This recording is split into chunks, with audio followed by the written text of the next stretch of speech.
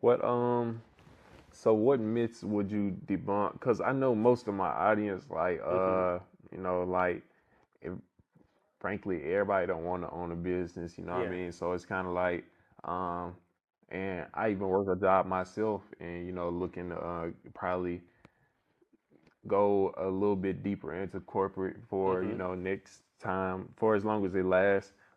So what advice would you give to somebody that want to land a job like this? Yeah, they want to land a job like this. I'm gonna debunk a couple myths. First is like, Yeah. it's not the big bad corporation that everybody really thinks it is. I'm pretty sure there probably are a couple out there, but it's really the people that make the business. So it's like if you got a good leadership team, if you got good people that's actually working for the company that cares about the customer and cares about the employees, you're gonna have a good time. It's gonna be a good experience for you. So it's just like you gotta bring your full self to work and you just gotta really be who you are. Also, you might have to change. It's like for me, when I went up to Walmart, I know I had a deep Southern accent. So it was like imagine somebody coming from India or Mexico or something, and they kept speaking in Spanish while everybody else was speaking English. I'd be talking two different languages. So that was like the hardest part for me. It's like, okay, I'm speaking plain English, but unless I say something, kind of smart or aggressive, that's the only time you can understand me. So that was frustrating. But I was like, okay, I can still be my authentic self and still be from Mississippi, but talk a little bit more clear and be more concise with my words. So I think that was a myth. And what advice would I give you? It's to actually just like I actually was listening to Warren Buffett a couple weeks ago, and he actually said something really good. So just say whatever you decide to go work in, whatever job you decide to go do, just go read about it, watch everything you can on about it, know the business from A to Z. Yeah, because I had a specific question in my head, Mm-hmm. but it came back. So, what so initially when I was getting Mm-hmm. into going into getting the job, I was Yeah. honestly, and I feel like a lot of people with Mm-hmm. the entrepreneur Yeah. spirit have this idea that they never want to work a job. Yeah. You know what I mean? I feel like that was me definitely graduating. I wanted to try and figure out the wholesaling before graduation, Yeah. because like at some point in senior year, I started getting more serious about the Yeah. wholesaling. So and I initially thought that it was gonna work out, Yeah. like seamlessly. Like I'm Mm-hmm. gonna graduate, then I'm just gonna take the wholesaling serious, and it's gonna blow up, Yeah. basically. But yeah. So how do you feel like? Were you opposed to that? Let me ask that first. Yeah. So initially, like, cause you always are like, nah, you gotta quit your job. Yeah. Nobody want to go work. You're essentially a slave if you do that.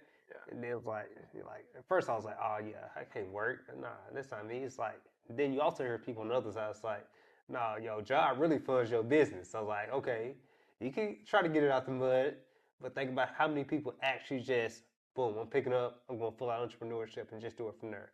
A lot of people start off using the funds from their job or even leveraging their job to start their business. Yeah. So you feel like you had that mindset as far as, or you knew you wanted to go into, or Yeah, so try and like find a job. initially, like I was like, boom, I'm just gonna full out scale this wholesaling business, be the biggest wholesaler in the world.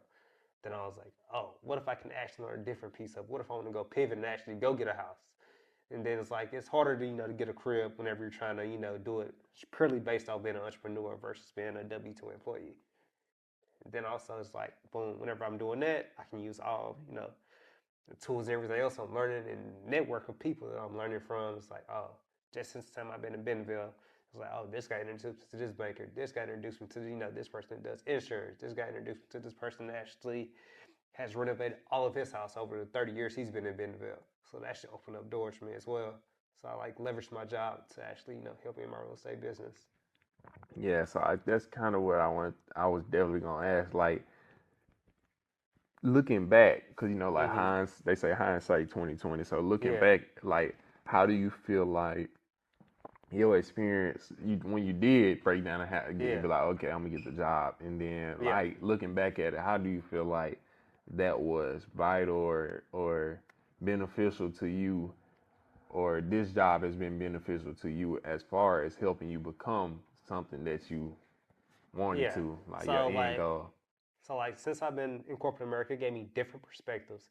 But also on the opposite end of that is like you got a cushion too. But just like you can actually see people that's like growed up rich, like they didn't have to worry about nothing. Their problems is my dad bought me a Benz that's 2 years old versus the brand new one. And like seeing that person, what motivates them and what drives them. Because it's like when you go from doing, let's say 40 or 50,000 a year to making 150, it's like okay, boom. It's like I got cushion now. I don't got now I want to chill at 8 o'clock. I'm not. It's like boom. I'm gonna come home. I'll work for 2 3 hours and I can chill. But then it's like you gotta have something in you to make you. No, I'm actually gonna grind it out to maybe 11 or 12 at night. So. Mm. So like how you handle that cushion? Cause like yeah, I get exactly what you mean. It's like Yeah.